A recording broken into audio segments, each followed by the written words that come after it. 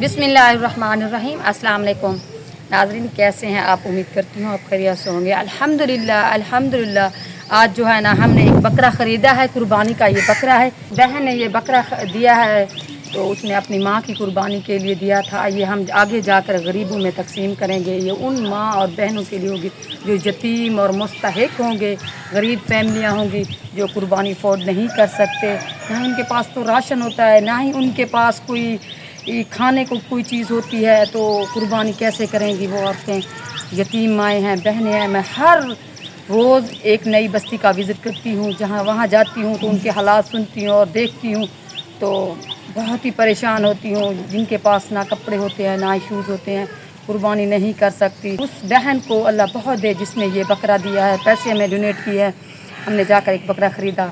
आगे जाकर हम आपके सामने ये बकरा ज़बह करवाएंगे, फिर गरीबों में तकसीम करवाएंगे। ऐसा आपका होगा, कुर्बानी आपकी होगी, खाएंगे ये गरीब लोग, जो कि अल्लाह ताला आपको बहुत ज़्यादा सवाब देगा। हर एरिया में जो गरीब लोग हैं वो कुर्बानी नहीं कर सकते, तो आप लोग मालदार लोग अपने माँ बाप बहन भाई का हिस्सा रखना चाहते हैं तो हमारे गरीबों के साथ अपना हिस्सा रखें, जो कि बहुत आपको दुआएं देंगी।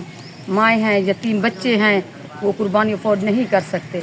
तो कोई भी हमारा बहन भाई कुर्बानी करना चाहे या हमसे रब्ता करना चाहे तो हमारा कॉन्टैक्ट नंबर स्क्रीन पर शो हो रहा है, तो हमसे रब्ता कीजिए।